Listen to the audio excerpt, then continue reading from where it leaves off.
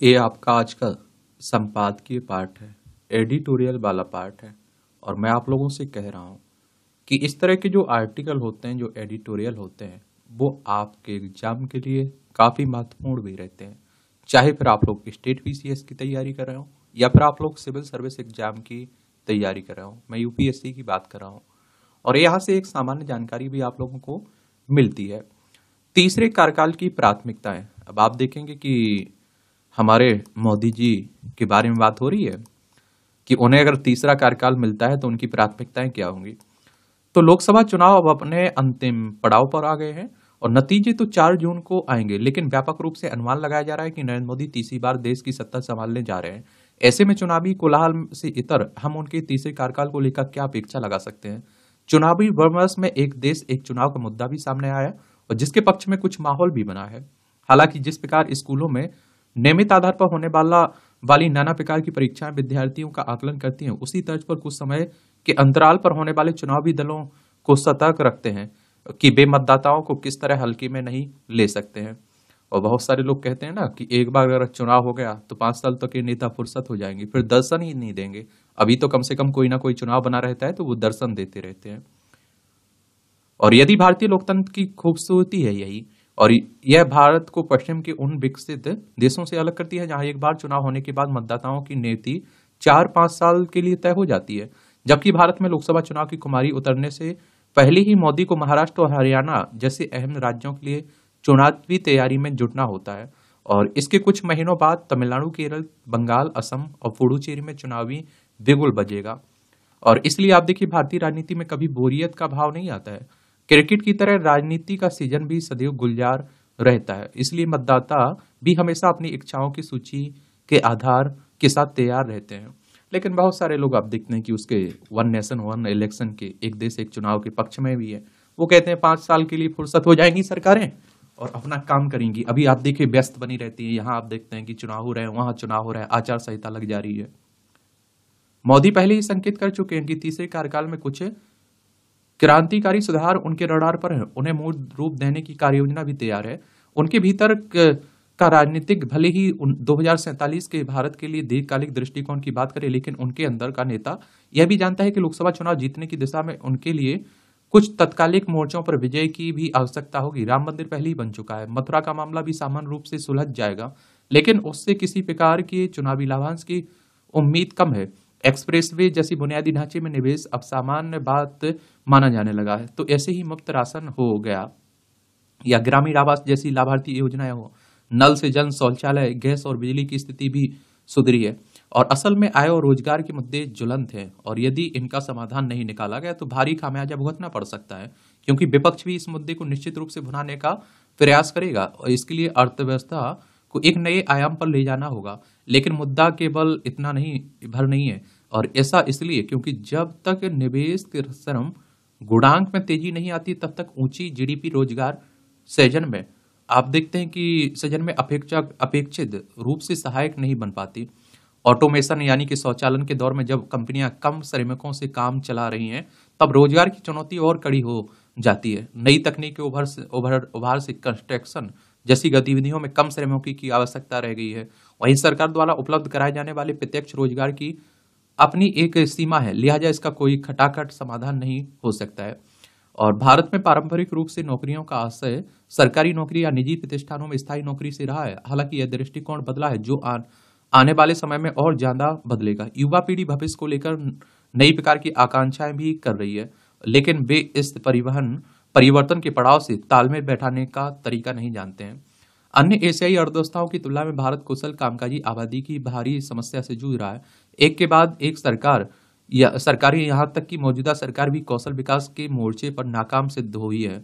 और आपने देखा होगा कि पीएचडी करने वाला ग्रेड 4 का पेपर दे रहा होता है, वर्ग 4 का पेपर दे रहा होता है।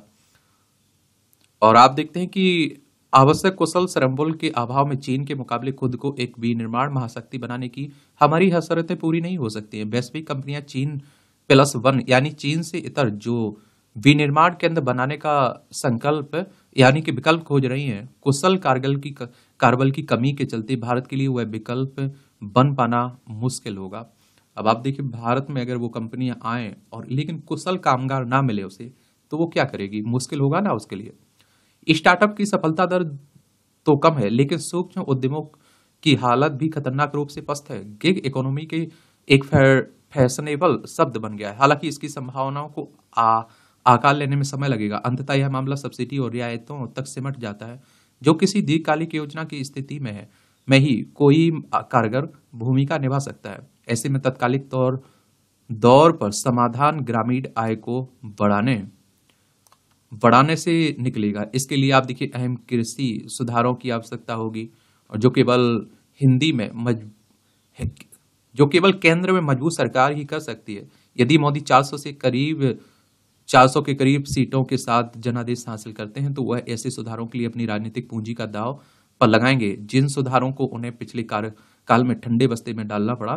कड़े सुधारों को आगे बढ़ाने के लिए उन्हें उत्तर प्रदेश से इतर भी डबल इंजन की और सरकार चाहिए होगी। उत्तर प्रदेश तरीकी शासन व्यवस्था और क्रियान्वयन मॉडल नए कार्यबल में मोदी के लिए एक प्रभावी ढांचा हो सकता है। मोदी के हालिया चुनावी भाषणों में योगी आदित्यनाथ के योगदान की खासी प्रशंसा भी सुनाई पड़ी है। अब भाजपा को आगामी विधानसभा चुनाव में विंध्य के पार भी अपना विस्तार करना होगा, और आप देखेंगे पश्चिमी राज्यों में उसे अपने पैठ मजबूत करनी होगी। पंजाब जरूर भाजपा के लिए मुश्किल लड़ है, लेकिन यदि वहां आपका दायरा सिकुड़ेगा तो सहयोगियों के जरिए इस राज्य को साधा जा सकता है। यदि मोदी के तीसरे कार्यकाल के लिए निर्णायक होगा। और आप देखिए किसी भी अन्य मोर्चे पर प्रगति के मुकाबले अर्थव्यवस्था मोदी के तीसरे कार्यकाल की धुरी के रूप में दिखाई देगी। बाकी उपलब्धियां बोनस होंगी। मोदी समझते हैं कि उनका जनादेश विकसित भारत के लिए है। यदि आप देखेंगे कि यही पहलू भावी पीढ़ी में विश्व गुरु की छवि को स्थापित करेगा। यह उम्मीद की जा सकती है कि 4 जून से ही वह इसी मिशन में पूरी तन्मयता से जुट जाएंगे। लेखक, राजनीतिक विश्लेषक, वरिष्ठ स्तंभकार हैं संदीप घोष। इनके द्वारा तो मान ही लिया गया कि जो लोकसभा है उसमें बहुमत बीजेपी को मिल रहा है। और देखिए अगर हम बात करें लोकसभा की, तो आप सभी जानते हैं कि 543 सीटें हैं। लोकसभा सदस्य का चुनाव डायरेक्ट जनता के द्वारा होता है, मतदाताओं के द्वारा। पहले 21 साल हुआ करती थी वोट देने की उम्र, फिर 61वें संविधान संशोधन के द्वारा घटाकर 18 साल कर दिया गया था।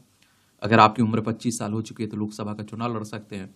और ये चुनाव करवाता कौन है? चाहे विधानसभा, राज्यसभा, लोकसभा, राष्ट्रपति, उपराष्ट्रपति के इलेक्शन कमीशन ऑफ इंडिया, भारतीय निर्वाचन आयोग एक संवैधानिक संस्था है। संविधान के अनुच्छेद 324 के तहत चुनाव आयोग की स्थापना की बात की गई। 25 जनवरी 1950 में स्थापना हुई थी। 25 जनवरी को आप लोग मतदाता दिवस मनाते हैं।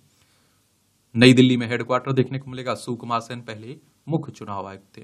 वर्तमान में कौन है ये आप लोग बताइए। दलगत राजनीति से बचे नई लोकसभा। और इस समय देश और संपूर्ण सरकारी तंत्र 18वीं लोकसभा के गठन के लिए हो रहे आम चुनाव में व्यस्त है।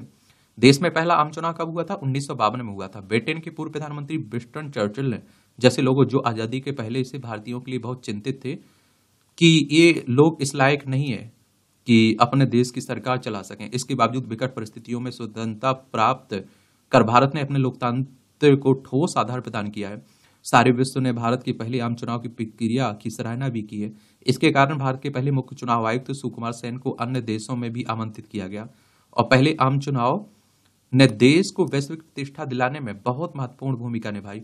हालांकि तब देश में ऐसी समाजसेवी और राजनेता उपस्थित थे जो गांधी जी के सिद्धांतों और मूल्यों का व्यवहारिक जीवन में पूरी तरह से आप देखिए अनुपालन करते थे। और राजनीतिक पटल पर उपस्थित अनेक लोग गांधी से बड़े गांधीवादी थे। पहले आम चुनाव का आयोजन उस भारत में किया गया था जो न केवल विभाजन की भीषण त्रासदी से जूझ रहा था, बल्कि गरीबी, भुखमरी, निरक्षरता की समस्या भी अपने चरम पर थी। उस समय देश में दल बदल नहीं होते थे। लोगों की घरों में चौंकाने वाली संख्या में नकदी नहीं पाई जाती थी। ऐसा कोई राजनेता तब तक प्रसिद्ध नहीं पा सका था जिसने सत्ता में आकर अपने संपत्ति को अरबों खरबों का तक बढ़ाकर व्यक्तिगत विकास का उदाहरण प्रस्तुत किया हो। और तभी आप देखेंगे कि मतलब देश इतनी समस्याओं से ग्रस्त था, उनसे हम लोग निकल पाए, क्योंकि उस समय के नेताओं में कुछ बात और ही थी। आज के नेताओं से उनकी तुलना नहीं कर सकते हैं।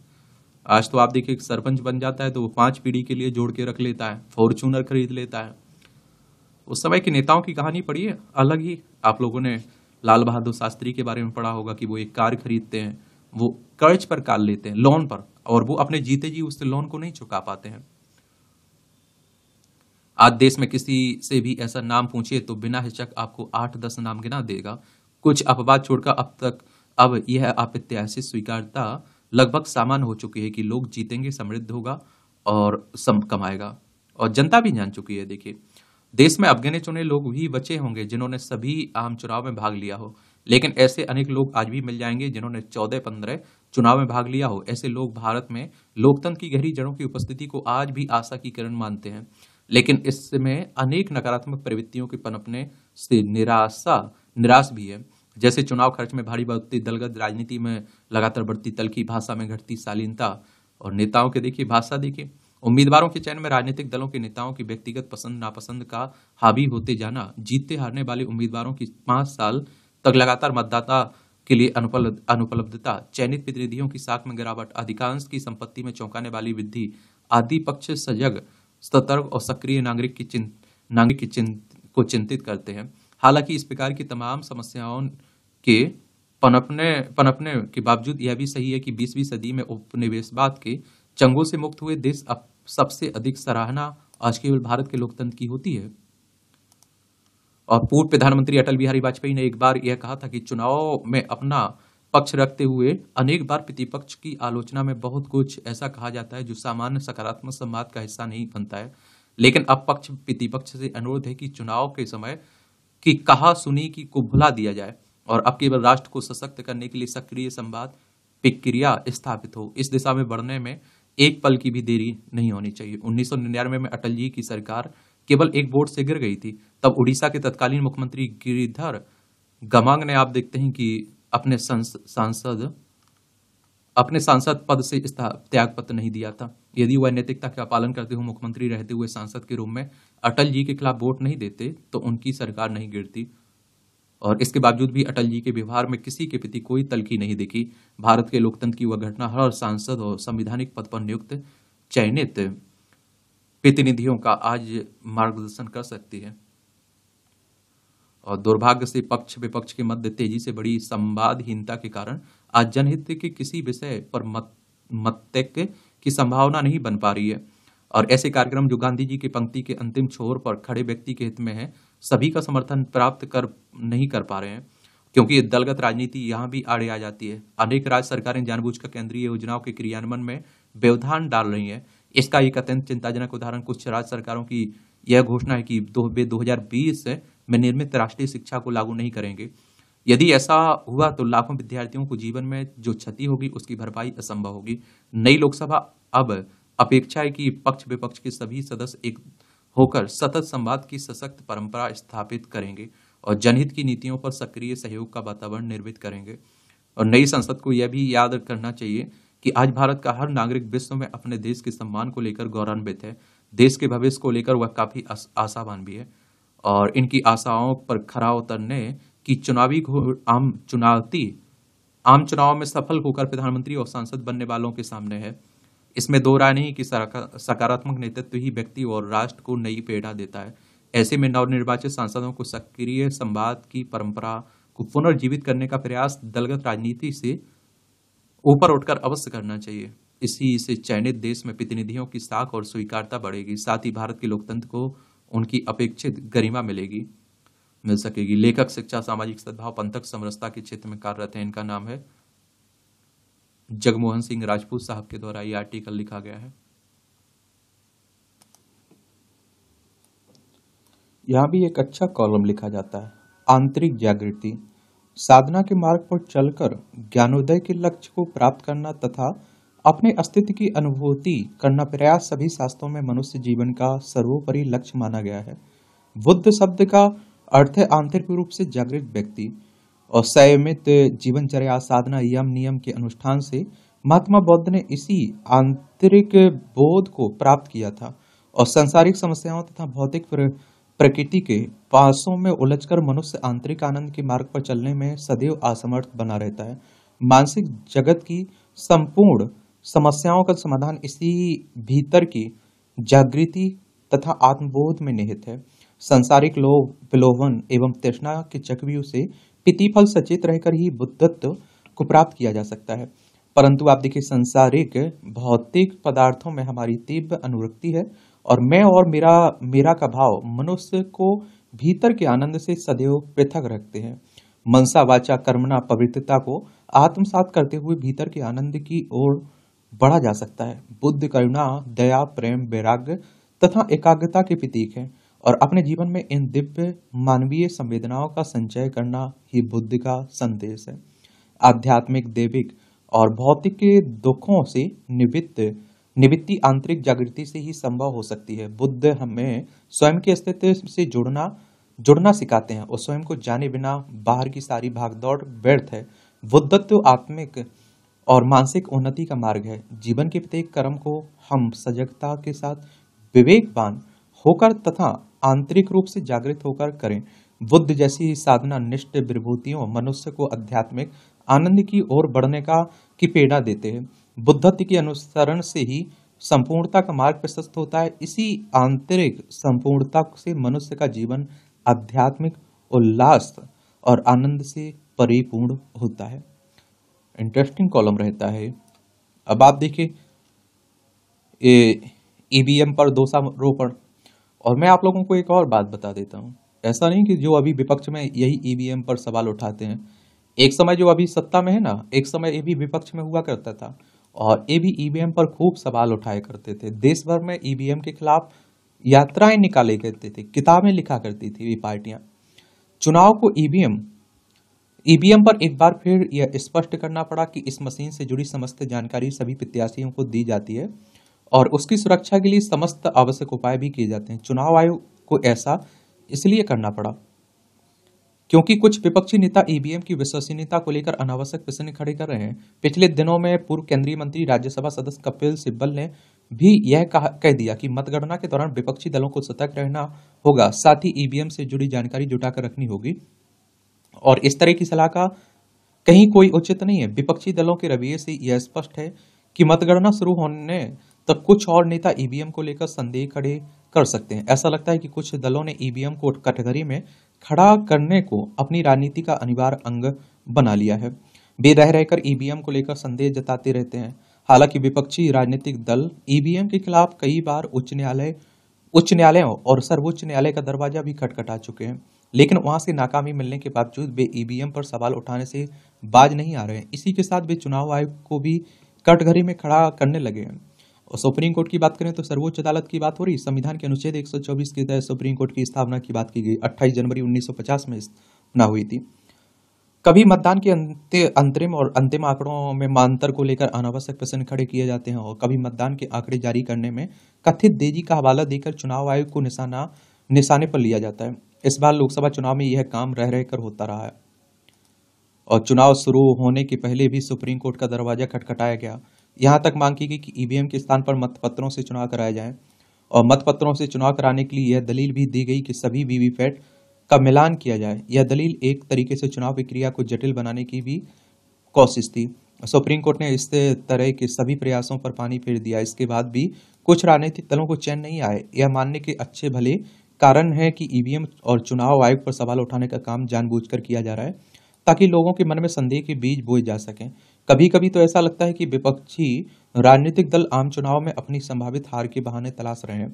यदि ऐसा नहीं है तो फिर क्या कारण है कि ईवीएम को लेकर बार बार वही प्रश्न खड़े किए जाते हैं जिनका उत्तर चुनाव आयोग और साथ ही सुप्रीम कोर्ट की ओर से दिया जा चुका है। चूंकि यह स्पष्ट है कि ईवीएम को बदनाम करने का सिलसिला थमने वाला नहीं है, इसलिए यह आवश्यक है कि चुनाव आयोग को कुछ ऐसे अधिकार दिए जाएं कि वह ईवीएम पर बेजा सवाल उठाने वालों के खिलाफ कानूनी कार्रवाई कर सके।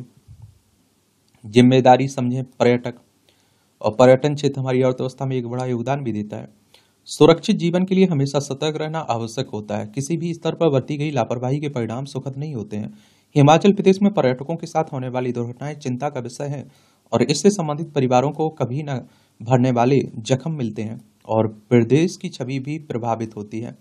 मैदानी क्षेत्रों में गर्मी बढ़ने के साथ ही प्रदेश के पर्यटन स्थलों में पर्यटकों की आमद बढ़ी और प्रदेश में भी इस बार गर्मी बढ़ी है और जिसके प्रभाव से ग्लेशियर भी पिछल रहे हैं और इसके कारण नदी नालों में पानी का स्तर बढ़ा है। पर्यटक बिना सोचे समझे नदी नालों में उतर जाते हैं और दुर्घटना का शिकार होते हैं। ताजा मामला कुल्लू जिले का है, जहां फोटोग्राफी के लिए ब्यास नदी में उतरी युवती के की बहने से मृत्यु हो गई और जबकि उसे बचाने के लिए नदी में कूदा, साथी बह गया। बताया जा रहा है कि लड़कियों की जिद में पर ये नदी में उतरे थे। और आप देखिए विदेश में पर्यटकों के साथ पूर्व में भी इस तरह की कई दुर्घटनाएं हुई हैं। 2014 में लारजी में हैदराबाद के इंजीनियर संस्थान के 24 प्रशिक्षुओं एवं टूरिस्ट गाइड के बहने की घटना को अब तक लोग भूल नहीं पाए हैं। कांगड़ा, ऊना, मंडी जिलों में भी ऐसी घटनाएं होती रहती हैं। हैरत है कि पूर्व की घटनाओं से कोई सीख नहीं ली जाती और पर्यटक लापरवाही बरतते हैं।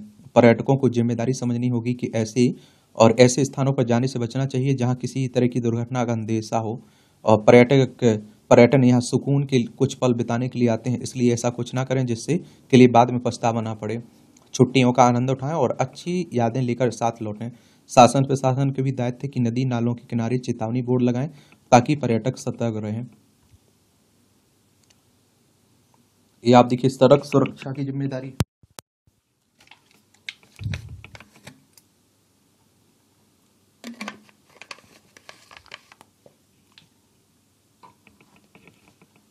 पुणे में सड़क हादसे ने एक बार फिर नाबालिगों द्वारा वाहन चलाने की गंभीर समस्या का उजागर किया है। नाबालिगों द्वारा वाहन चलाने के कारण होने वाली दुर्घटनाएं भारत में बढ़ रही हैं और नाबालिगों द्वारा वाहन चलाने से सड़क दुर्घटनाओं का खतरा भी बढ़ जाता है। ये दुर्घटनाएं अक्सर गंभीर होती हैं, जिसके परिणाम स्वरूप मृत्यु, चोट और स्थायी विकलांगता हो सकती है। राष्ट्रीय अपराध रिकॉर्ड ब्यूरो एनसीआरबी के आंकड़ों के अनुसार 2021 में सड़क दुर्घटनाओं में मारे गए लोगों में 18 वर्ष से कम आयु के 11,717 लोग थे। कई बार अभिभावक अपने नाबालग बच्चे को वाहन चलाने की अनुमति दे देते हैं, भले ही उनके पास वैध लाइसेंस ना हो। वे सड़क सुरक्षा के नियमों का पालन करने के लिए पर्याप्त रूप से परिपक्व ना हो। नाबालिगों सड़क सुरक्षा नियमों और खतरों से अनजान होते हैं। वे तेज गति से गाड़ी चलाने, स्टंट करने और लापरवाही से गाड़ी चलाने जैसे जोखिम भरे काम करते हैं। शराब या ड्रग्स के प्रभाव में खतरे की आशंका और अधिक बढ़ जाती है, जिससे इस प्रकार की दुर्घटनाएं होती हैं। इसलिए नशे की हालत में गाड़ी चलाने के पर कड़े प्रतिबंध और अधिक से अधिक सजा होनी चाहिए। देखा गया कि नाबालिगों द्वारा वाहन चलाने पर प्रतिबंध लगाने वाले कानूनों को अक्सर सख्ती से लागू नहीं किया जाता है। पुलिस नाबालिगों को चेक करने और उन पर जुर्माना लगाने में विफल रहती है। इस प्रकार की दुर्घटनाएं हमेशा देश में एक भीषण समस्या बनती जा रही है। अभिभावकों को यह समझना होगा कि नाबालिगों बच्चों को वाहन चलाने की अनुमति देना कितना खतरनाक हो सकता है। उन्हें अपने बच्चों को सड़क सुरक्षा नियमों का पालन करने और जिम्मेदारी से गाड़ी चलाने के लिए प्रोत्साहित करना चाहिए और स्कूलों में सड़क सुरक्षा शिक्षा को अनिवार्य किया जाना चाहिए। नाबालिगों को सड़क नियमों, खतरों और जिम्मेदारी से गाड़ी चलाने के तरीके के बारे में भी शिक्षित किया जाना चाहिए। पुलिस को भी नाबालिगों को चेक करने, उन्हें पर जुर्माना लगाने में अधिक सक्रिय होना चाहिए। इससे नाबालिगों और उनके अभिभावकों को डर लगेगा, वे इस खतरनाक व्यवहार से बचेंगे। यह एक सामूहिक प्रयास है और इसमें अभिभावक, शिक्षक, पुलिस और सरकार को मिलकर काम करना होगा ताकि सड़कों को सभी के लिए सुरक्षित बनाया जा सके। नाबालिगों को केवल अपराधी नहीं ठहराया जा सकता है, उन्हें उचित मार्गदर्शन और शिक्षा प्रदान करना भी हमारी जिम्मेदारी है। सड़क सुरक्षा हम सबकी जिम्मेदारी है, हम इसे बाखूबी निभाना चाहिए। तो ये सब पॉइंट नोट किया करिएगा, किस तरह से समाधान हो सकता है, क्या क्या समस्याएं हैं। यही तो आप लोगों को पूछता है, यही लिखने के लिए आ जाता है इसी तरह का। ये छोटी छोटी टिप्पणियां हैं, कमेंट है, देख सकते हैं। इसकी पीडीएफ आपको एजुकेशन सर्कल प्लेटफॉर्म है ना टेलीग्राम पर, वहां डाल दी जाती है, तो जाकर डाउनलोड कर लिया करिएगा।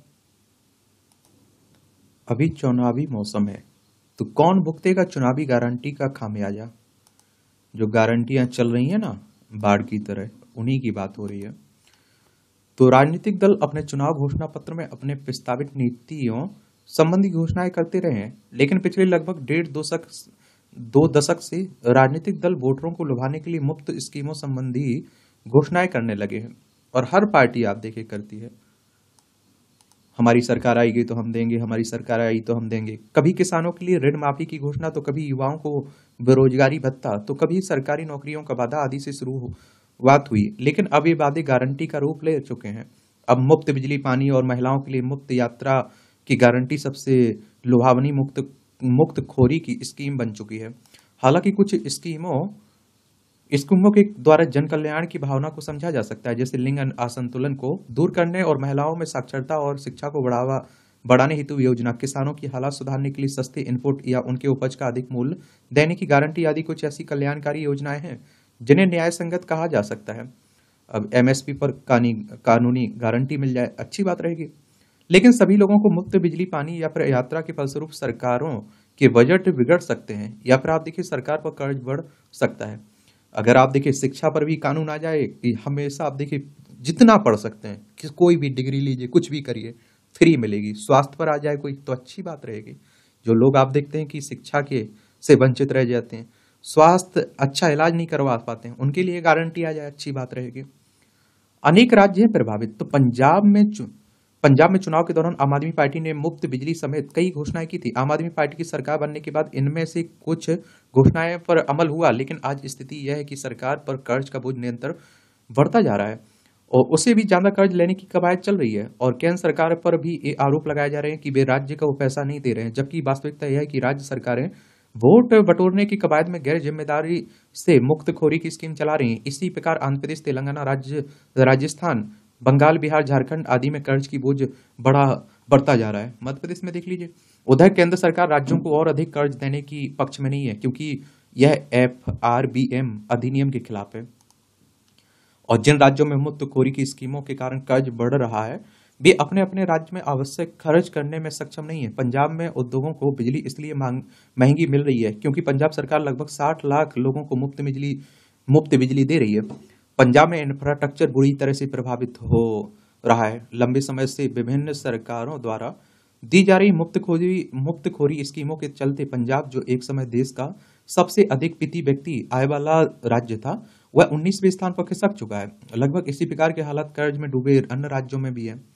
2024 में के आम चुनाव में अब तो हर साल प्रत्येक लाभार्थी परिवार को 1 लाख रुपए देने तक आ गई है।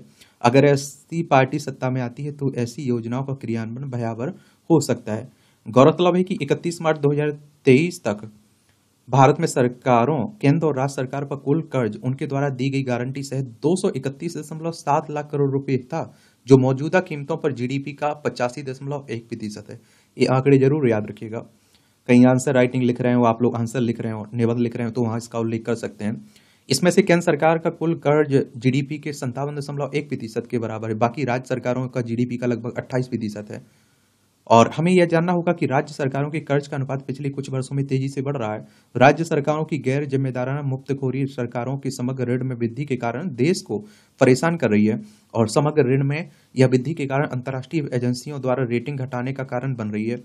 राजकोष का संकट, तो समझना होगा कि केंद्र सरकार हो या अथवा राज्य सरकारें, किसी भी सरकार के पास खर्च करने हेतु असीमित राजकोष नहीं होता है। राजकोष मोटे तौर पर देश के लोगों की कर देने की क्षमता पर निर्भर करता है। लंबे समय से आप देखिए हमारे कर जीडीपी अनुपात 17% पर बना हुआ है, जिसमें से केंद्र सरकार द्वारा लगाए गए करों की को अनुपात जीडीपी के लगभग 10% के आसपास बना हुआ है। 2024-25 में करों की कुल प्राप्ति निवल का अनुमान मात्र 26.02 लाख करोड़ रुपए का आंका गया है। ऐसे में कुल बजट जो 47.66 लाख करोड़ रुपए का था, उसमें 26.02 लाख करोड़ रुपए की कर प्राप्तियां और 4 लाख करोड़ रुपए की गैर कर राजस्व प्राप्तियों के बाद शेष राजकोषीय घाटा जो लगभग 16.85 लाख करोड़ रुपए है, जिसमें से आप देखिए अधिकांश पैसा उधार से प्राप्त होगा। यानी ज्यादा खर्च करने के लिए उधार के अलावा और कोई रास्ता नहीं है। अब आप खुद सोच लीजिए, अपने आप पर लागू कर लीजिए। आपकी इनकम है 10,000, अब 20,000 रुपये आप खर्च करेंगे तो 10,000 आपको लोन ही लेना पड़ेगा, रेडी ही लेना पड़ेगा। यह भी समझना होगा कि अर्थशास्त्रियों का इस बारे में मंतव्य है कि कुल बजट के 75% से अधिक का खर्च पूर्व निर्धारित मदों पर हो जाता है, जिसमें पूर्व के लिए से लिए गए ऋण के मूल, ब्याज की अदायगी, वेतन, पेंशन, प्रतिरक्षा खर्च, कानून और व्यवस्था, अंतर्राष्ट्रीय संबंध, रखरखाव समेत अन्य जरूरी खर्च शामिल हैं। इसके बाद जो बचता है उससे इंफ्रास्ट्रक्चर, कल्याणकारी योजनाएं और औद्योगिक विकास आदि के कल्याण के लिए खर्च किया जाता है। आप सोच रहे हैं 75% एक बड़ा हिस्सा होता है, वो उस तरह के कामों पर खर्च हो रहा है। जो आप ऋण ले रहे हैं उसका ब्याज भी तो देना होगा ना भाई, ठीक है। जाहिर है कि यदि कांग्रेस द्वारा हाल ही में दी गई हर गरीब परिवारों की चिन्हित महिलाओं को 1 लाख रुपए देने की गारंटी को यदि लागू करना पड़े तो उसका असर यह होगा कि कम से कम 10 से 12 लाख करोड़ रुपए के लिए उपलब्ध उसके लिए उपलब्ध कराना होगा। ऐसे में उसका क्या असर होगा यह समझा जा सकता है। पहला, सीमित कराधान के चलते अपने निश्चित बजट में सबसे पहले कटौती पूंजीगत व्यय की होगी, यानी इंफ्रास्ट्रक्चर, औद्योगिक विकास, कृषि विकास और अन्य पूंजीगत व्यय को कम किया जाएगा। और यदि इतिहास में देखें तो यूएपीए के 10 वर्षों में कुल पूंजीगत व्यय वर्ष 2003-04 में 1.09 लाख करोड़ रुपए से बढ़कर 2013-14 तक 1.88 लाख करोड़ रुपए तक ही पहुंचा, यानी 72% की वृद्धि हुई। जबकि एनडीए यानी नरेंद्र मोदी के प्रधानमंत्री कार्यकाल में यह 2023-24 तक 10.01 लाख करोड़ रुपए तक पहुंच गया, यानी 433% की वृद्धि हुई। समझा जा सकता है कि यदि 1 लाख रुपए प्रति वर्ष चयनित परिवारों को देना लागू किया गया तो पुनः हमें पूंजीगत खर्च में कटौती करनी पड़ेगी। और सबसे पहले इसका असर यह होगा कि हमारे तमाम विकासगत खर्च कम हो जाएंगे और विकास ठप हो जाएगा, जिससे भविष्य में टैक्स की प्राप्तियां भी कम हो जाएंगी। दूसरा असर वो होगा कि गारंटी को लागू करने के लिए सरकार को कर्ज लेना पड़ेगा, और जिसका असर यह होगा कि भविष्य में ब्याज की अदायगी बढ़ेगी और भविष्य का बजट, या आप देखिए बजट भी बिगड़ेगा। तीसरा, घाटे के बजट बनाने होंगे, एफआरबीएम को तिलांजलि देनी पड़ेगी और महंगाई बढ़ेगी। चौथा, गरीबों के लिए घर, पेयजल आदि कार्यक्रम भी प्रभावित होंगे। पांचवा, सरकार पर कर्ज बढ़ने से रेटिंग एजेंसियां भारत की रेटिंग को कम करेंगी, जिसका असर हमारे भविष्य में विदेशी निवेश, ब्याज दर आदि पर पड़ेगा और जिससे हमारा विकास ठप हो सकता है। और समझना होगा कि अर्जेंटीना, वेनेजुएला जैसे देशों ने भी इस प्रकार के कार्यक्रम चलाए थे और उनका नतीजा यह हुआ कि आज ये देश भयंकर कर्ज, महंगाई और आर्थिक बेदहाली से गुजर रहे हैं। सरकार के कामकाज के आधार पर मतदान, तो हर सरकार की कुछ खूबियां होती हैं तो कुछ कमियां होना भी स्वाभाविक है, परंतु मोदी सरकार का 1 दशक का बेदाग कार्यकाल सराहनीय है। लगभग 25 करोड़ लोगों को गरीबी से बाहर निकाला गया। विभिन्न अंतर्राष्ट्रीय एजेंसी ने इस बात पर मुहर लगाई, देश को महाघोटालों और आतंक से मुक्ति मिली है, गरीबों का जीवन बेहतर करने की दिशा में कदम बढ़े। और एक ओर जहां विपक्षी दलों के नेता अपने परिवार के विकास पर ध्यान देते हैं, वहीं दूसरी ओर मोदी ने सबका साथ, सबका विकास, सबका विश्वास के तहत देश के 140 करोड़ लोगों का ख्याल रखा है। मोदी ने शासन व्यवस्था में, आप देखेंगे कि व्यवस्था में परिवर्तन की अलग जगाई है, उससे समावेशी, विकासोन्मुख और भ्रष्टाचार मुक्त शासन की और कदम बढ़ाना संभव हुआ है। मोदी जी ने देश में सांस्कृतिक विकास और पर्यटन विकास को पंख लगा दिए हैं। ऊर्जा, विदेश नीति, सुरक्षा, चिकित्सा, शिक्षा, आर्थिक उन्नति, गरीब कल्याण, महिला उत्थान समेत हर वर्ग के लिए समर्पित भाव से काम किया है। पिछले 10 वर्षों में मोदी जी ने लक्ष्यबद्ध तरीके से काम किया है और जिससे आम आदमी की हालत सुधरी है और देश में आप देखिए प्रति व्यक्ति आय बढ़ी है। विपक्षी दलों की तरह मोदी गरीबी हटाओ का नारा नहीं देते हैं, बल्कि वह गरीब की आमदनी बढ़ाने पर जोर दे रहे हैं। मोदी के मेक इन इंडिया कार्यक्रम ने देश को तरक्की की श्रेणियों पर चढ़ा दिया। मोदी जी ने 10 वर्षों में जो काम किया है उसकी वजह से तो लोग लगातार तीसरी बार मोदी को प्रधानमंत्री देखना चाहते ही हैं। और इसके साथ लोगों को यह भी विश्वास है कि आने वाले वर्षों में मोदी के नेतृत्व में ही देश आगे बढ़ सकता है। लोग मानते हैं कि आने वाले समय में मोदी के नेतृत्व में देश न केवल विकास की ओर बढ़ेगा, बल्कि विभिन्न चुनौतियों का सामना करने में भी समर्थ हो जाएगा। मोदी काल में राष्ट्रवाद की भावना का विस्तार विलक्षण उदाहरण माना जा रहा है कि तीसरे कार्यकाल में मोदी न्यायिक सुधारों, सामान्य नागरिक संहिता, परिसीमन और एक देश एक चुनाव, भ्रष्टाचार के खिलाफ निर्णायक लड़ाई, 70 वर्ष से ज्यादा उम्र वाले बुजुर्गों के लिए निःशुल्क चिकित्सा तथा विनिर्माण क्षेत्र को मजबूत बनाने के लिए प्राथमिकता से काम करेंगे। यकीनन इस कवायद के अच्छे परिणाम सामने आएंगे, देश आगे बढ़ेगा, देशवासी खुशहाल होंगे और समूचे विश्व में भारत की साख में उत्तरोत्तर वृद्धि होगी। लेखक दिल्ली विश्वविद्यालय में प्रोफेसर रहे, इनका नाम है महेश चंद्र गुप्ता के द्वारा आर्टिकल लिखा गया है। और देखिए एक और देख लिया करिएगा कि किसके द्वारा आर्टिकल लिखा जा रहा है, उसकी विचारधारा क्या है। अब आप देखिए यहाँ मोदी जी की अच्छाइयां बता दी हैं, अब आप देखिए कमियां कौन बताएगा, जो आप देखिए एक तरह से विपक्ष की तरह उसका झुकाव रहता है। तो थोड़ी स्मार्ट तरीका अपनाया करिएगा, क्योंकि हर सरकार की कुछ कमियां होती हैं, कुछ अच्छाइयां होती हैं। उनका बाला उल्लू खरी खरी तंज कसा जाता है। ओबीसी के नाम पर आरक्षण का जो खेल पश्चिम बंगाल में हुआ तो ममता बनर्जी को एक झटका माना जा रहा है। हमारे देश में जाति और धर्म के नाम पर राजनीति नई नहीं है। पिछले कई माह से कांग्रेस नेता राहुल गांधी से लेकर भाजपा विरोधी अन्य दलों के नेता अन्य पिछड़ा वर्ग के नाम पर चुनावी फसल काटने के लिए जातिगत जनगणना, जातियों का एक्सरे कराने की बात कर रहे हैं। एक बात आपको बता दूं ना कि ओबीसी का संख्या काफी बड़ा है पिछड़ा वर्ग का, तो आप देखते हैं कि उसी को लेकर बातें होती हैं। मोदी जी को आपने देखा होगा कि वो नहीं कहते थे कि हम ओबीसी हैं, हम पिछड़ा है। उन्हें भी जरूरत पड़ी ये सब कहने की। परंतु ओबीसी के नाम पर आरक्षण और तुष्टीकरण का जो खेल चल रहा है वह एक एक कर सामने आ रहा है। हमारे संविधान के मुताबिक धर्म के नाम पर किसी को आरक्षण नहीं दिया जा सकता है, इसके बावजूद आरक्षण का खेल चल रहा है। बीते सप्ताह कलकत्ता हाईकोर्ट ने बंगाल में 37 वर्गों को दिए गए ओबीसी आरक्षण को रद्द करते हुए इस प्रक्रिया को आज संविधान ने करार दिया है। 2 न्यायाधीशों की खंडपीठ ने कहा कि अदालत का मानना है कि मुसलमानों के 77 वर्गों को पिछड़े के तौर पर चुना जाना पूरे मुस्लिम समुदाय का अपमान है। अदालत का काम मन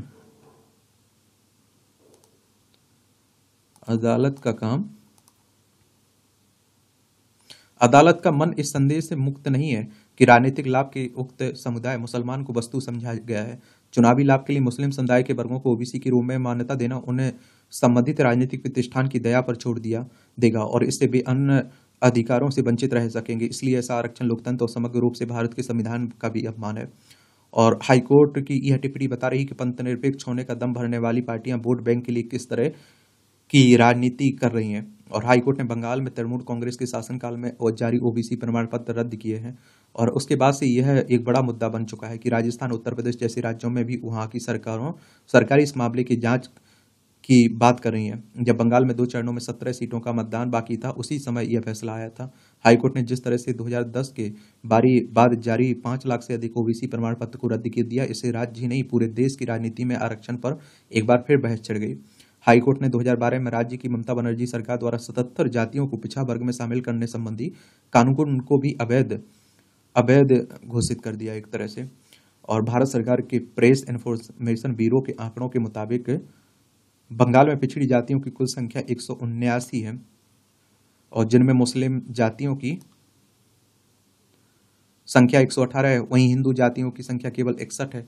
ये आंकड़े बता रहे हैं कि किस तरह की तुष्टीकरण और वोट बैंक की राजनीति होती है। मुख्यमंत्री ममता बनर्जी स्वयं रविवार को कहा उन्होंने कि 7 से 17% आरक्षण कर 97% मुस्लिम समुदाय को दायरे में ला दिया। दरअसल बंगाल में ओबीसी आरक्षण की कहानी पूर्व प्रधानमंत्री मनमोहन सिंह के कार्यकाल में गठित सच्चर कमेटी की रिपोर्ट से शुरू होती है। उस रिपोर्ट में देश में मुस्लिम समुदाय की स्थिति के बारे में विस्तृत जानकारी दी गई थी। रिपोर्ट में कहा गया था कि बंगाल सरकार के कर्मचारियों में केवल 3.5% ही मुस्लिम है। इसी को आधार बनाकर 2010 में बंगाल की तत्कालीन वाम मोर्चा सरकार ने मुस्लिम समुदाय के लिए 10% आरक्षण की घोषणा कर दी थी। राज्य पिछड़ा वर्ग आयोग ने 42 जातियों को इसमें शामिल करने की संस्तुति की थी और जिसमें मुस्लिमों को 41 जातियां थी। और इसी के साथ आप देखिए ओबीसी आरक्षण 7% से बढ़कर 17% हो गया था। दरअसल बंगाल में ओबीसी आरक्षण को भी 2 वर्गों ए और बी में बांट दिया गया है। 10% आरक्षण अति पिछड़ा वर्ग और 7% पिछड़ा वर्ग को दिया गया है। 10% वाले आरक्षण में अधिकतम जातियां मुस्लिम समुदाय की हैं। दूसरे वर्ग को 7% आरक्षण मिला जिसमें हिंदू मुस्लिम दोनों समुदाय की जातियां हैं। न्यायमूर्ति तपोव्रत चक्रवर्ती और न्यायमूर्ति राजशेखर मंथा की खंडपीठ ने 211 पन्नों के अपने आदेश में स्पष्ट किया कि 2010 से पहले ओबीसी के 66 वर्गों को वर्गीकृत करने वाले राज्य सरकार के कार्यकारी आदेशों में हस्तक्षेप नहीं किया गया क्योंकि उन्हें याचिकाओं में चुनौती नहीं दी गई। अदालत ने आयोग से परामर्श न लेने के आधार पर सितंबर 2010 के एक कार्यकारी आदेश को रद्द कर दिया जिसमें जरिए ओबीसी आरक्षण 7% से बढ़ाकर 17% कर दिया गया था। बंगाल में SC ST ओबीसी के कुल आरक्षण का प्रतिशत 45% है जिसमें SC को 22%, ST को 6% और OBC को 17%। राष्ट्रीय पिछड़ा वर्ग आयोग ने 21 मार्च 2023 को हुई अनुशंसा की थी कि ओबीसी के आरक्षण को 17 से बढ़ाकर 22% करने की कोई कानूनी बाधा नहीं है और परंतु 14 अप्रैल 2023 को पिछड़ा वर्ग कल्याण बंगाल सरकार ने आयोग को अपनी लिखित उत्तर में कहा था कि राज्य सरकार ने कोई निर्णय नहीं लिया है। और अब आप देखेंगे जब हाईकोर्ट ने ओबीसी प्रमाण पत्र रद्द करने का फैसला सुना है तो ममता ने कह दिया कि वे उक्त फैसले को नहीं मानेंगी और उसे सुप्रीम कोर्ट में चुनौती देंगी।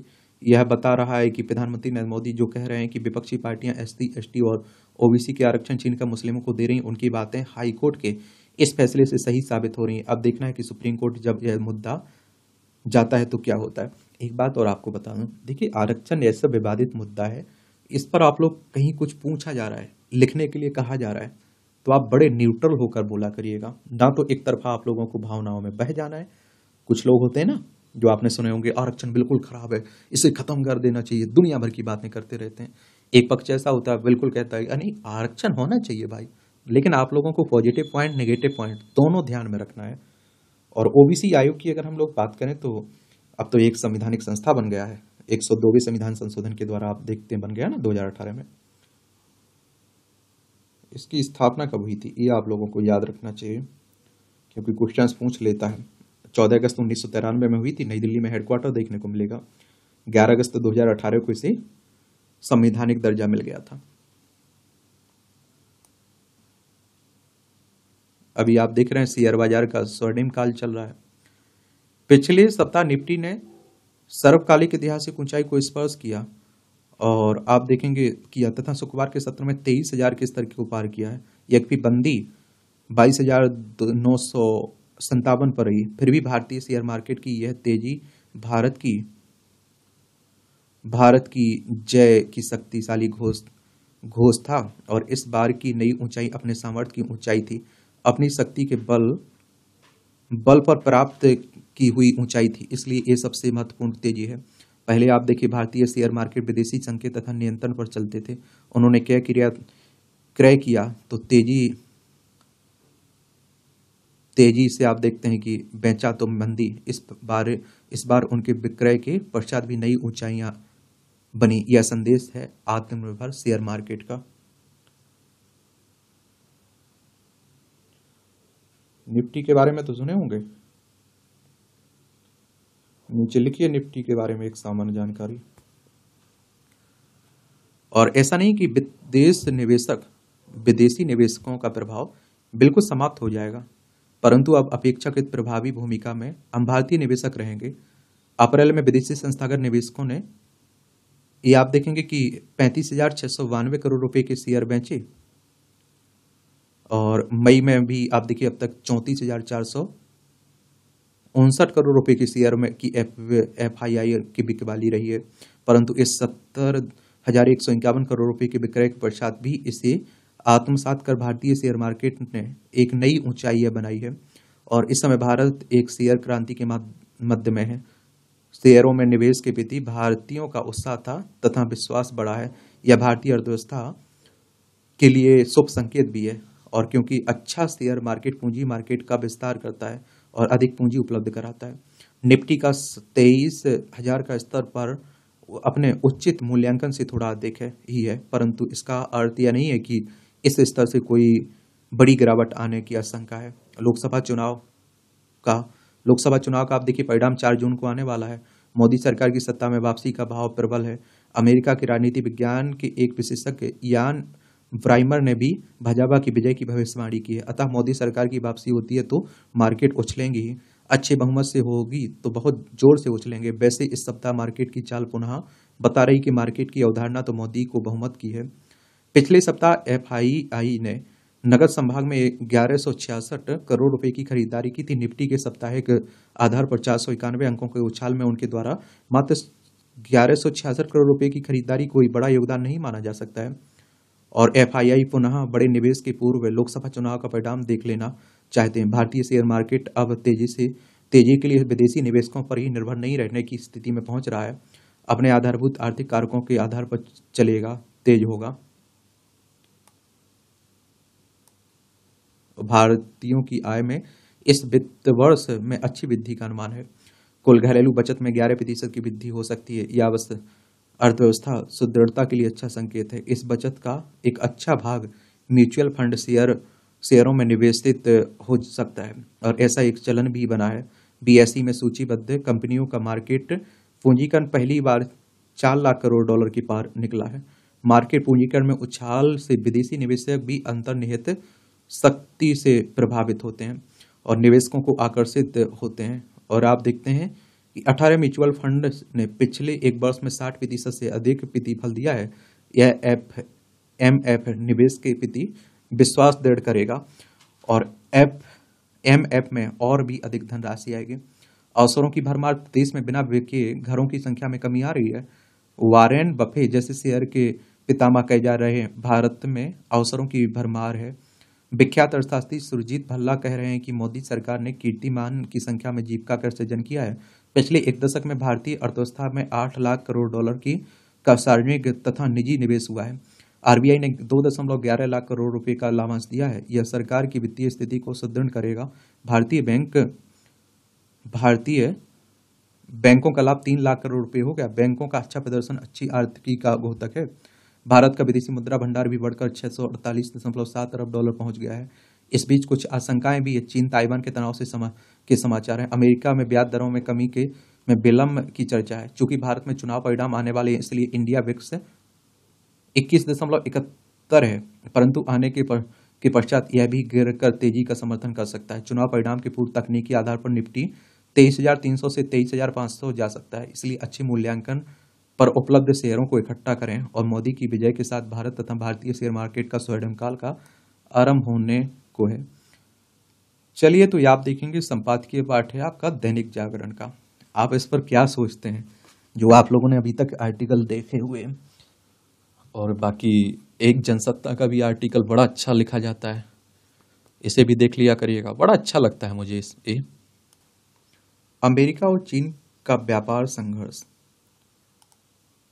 इस तरह के एडिटोरियल होना चाहिए, इस तरह के आर्टिकल होना चाहिए, बड़ा अच्छा लगेगा और बड़ा मजा भी आएगा। बीते दिन अमेरिका के जो बाइडेन प्रशासन ने चीनी वस्तुओं पर करों की दर काफी बढ़ा दी और इससे चीन और अमेरिका के बीच व्यापार युद्ध बढ़ गया। अमेरिका ने इसे चीन की गलत वैश्विक नीतियों का परिणाम बताया और उसने कहा कि चीन अपनी घरेलू आर्थिक समस्याओं को पूरे विश्व तक पहुंचाने की कोशिश कर रहा है और जो कि अनुचित है और इसे बर्दाश्त नहीं किया जाएगा। सर्वविदित है कि चीन और अमेरिका की पारस्परिक लेन देन में चीन हमेशा आगे रहा है। आंकड़ों के मुताबिक 2022 में अमेरिका का चीन से आयात 562 अरब डॉलर का था, जबकि निर्यात मात्र 195 अरब डॉलर का है। यानी तब अमेरिका का चीन के साथ व्यापारिक घाटा 367 अरब डॉलर का था और इसे लेकर चर्चा आम रही कि अमेरिका आखिर चीन पर क्यों निर्भर है। बाद में इस पर नियंत्रण करने की कोशिश जरूर की गई और जिसके चलते वर्ष 2023 में चीन के साथ व्यापारिक घाटा घटकर 279 अरब डॉलर तक पहुंचा है। मगर अब भी यह अमेरिका के लिए एक समस्या है और अमेरिका में इस वर्ष चुनाव होने हैं और अक्सर देखा गया कि अमेरिका चुनावी वर्ष में दूसरे मुल्कों को लक्षित करके अपनी आर्थिक नीतियों में बदलाव करता है। मसलन बीते कई चुनाव में भारत को लेकर आउटसोर्सिंग का मुद्दा चर्चा में रहा है। इस दफा उसके निशाने पर चीन है और उसने चीन से कुछ विशेष पदार्थों के आयात कर में बहुत वृद्धि कर दी है, जिसमें स्टील, बिजली चालित वाहन, बैटरियां, सोलर सेल, चिकित्सा उपकरण और कुछ खनिज संपदा आदि शामिल है। और स्टील पर आप देखिए 7.5% से बढ़कर 25%, सेमीकंडक्टर पर 25% से बढ़ाकर 50% कर दिया है और सबसे अधिक बिजली चलित वाहन पर आप देखिए कर 25% से बढ़ाकर 100% कर दिया गया।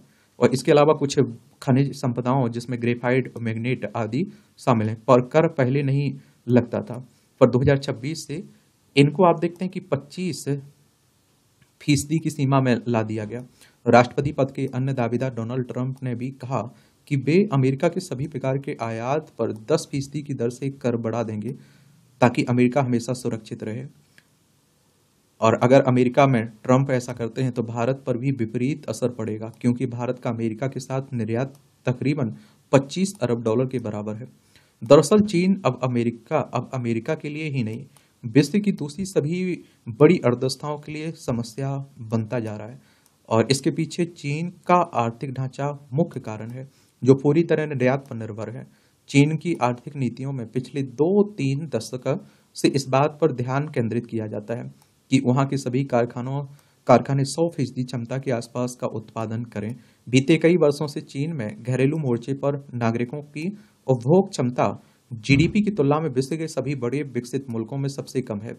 यानी चीनी उद्यमों में तैयार पदार्थों की मांग खुद चीन में बहुत कम है, इसलिए चीन को इन्हें विश्व के दूसरे मुल्कों में खपाना पड़ता है।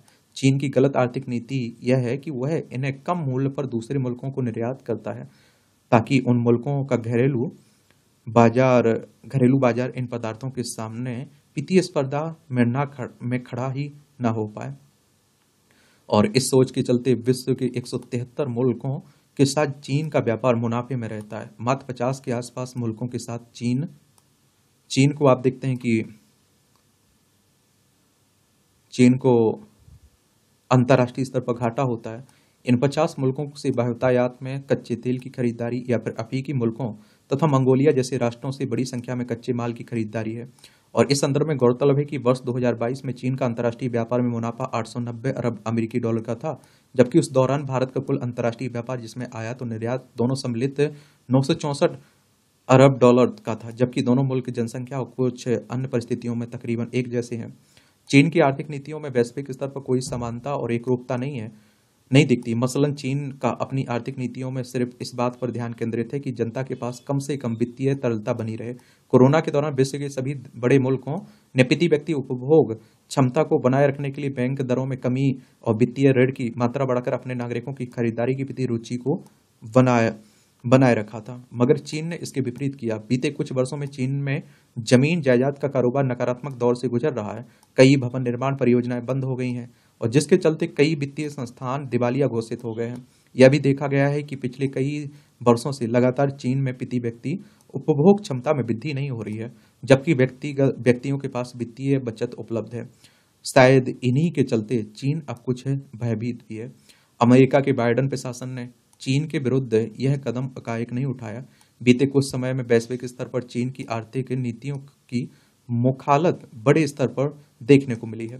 बीते अप्रैल में आप देखिए जर्मनी के राष्ट्रपति ने अपनी चीन की यात्रा के दौरान इस बात को बड़ी मुखरता से रखा। चीन की उत्पादन क्षमता प्रशंसनीय है, लेकिन इसके चलते विश्व स्तर पर प्रतिस्पर्धात्मक क्षमता कमजोर नहीं पड़नी चाहिए, अन्यथा इसका नुकसान सभी को उठाना पड़ेगा। चीन ने बीते एक दशक में जलवायु परिवर्तन के मुद्दे को बड़ी तेजी से अपने विनिर्माण क्षेत्र में शामिल किया है और इसी के चलते उसने अपना सारा ध्यान बिजली चालित वाहन और सौर ऊर्जा संयंत्र आदि बनाने पर लगा दिया है।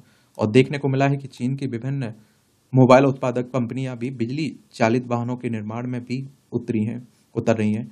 चीन की इस आर्थिक नीतियों के चलते विश्व के सभी बड़े विकसित मुल्क आशंकित हैं, क्योंकि उन्हें खुद के आधारभूत ढांचे में पिछले एक दशक में जलवायु परिवर्तन के मुद्दे को लेकर आमूल-चूल परिवर्तन किए हैं और सभी घरेलू मोर्चों पर वे अपनी मांग को खुद ही पूरा करना चाहते हैं। अब चीन के चलते उन्हें अब यह संभव होता नहीं दिख रहा है। ऐसा लग रहा है कि वैश्वीकरण के दौर में मुक्त व्यापार क्षेत्र के चलते चीन के उत्पादों को जोरदार आपूर्ति उनके घरेलू बाजार को बुरी तरह प्रभावित कर रही है। तकरीबन एक दशक पूर्व इसी तरह की चीनी फर्नीचर की अमेरिकी बाजार में एकाएक आपूर्ति बढ़ गई और जिसके चलते आप देखिए अमेरिका के घरेलू फर्नीचर बाजार में 1.5 लाख अमेरिकी बेरोजगार हुए और जिसे बाद में ट्रंप ने अपनी आर्थिक नीतियों में शामिल किया और उन्हें अपना मतदाता बनाया था। और इस तरह से आप देखेंगे कि आज के संपादकीय पाठ की कहानी खत्म होती है। आप लोग पढ़ते रहिए, एंजॉय करते रहिए और एक बात हमेशा याद रखिएगा, वो बात यह है कि जितने अधिक से अधिक इस तरह के आर्टिकल एडिटोरियल आपको मिलेंगे पढ़ा करिएगा। जो निबंध आप लोग कहते हैं ना कि तैयारी कहाँ से हो निबंध की, यहीं से आपको पॉइंट मिलते हैं और आप लोग नोट कर लिया करिएगा जो पॉइंट आप लोगों को अच्छे मिलते हैं। ठीक है।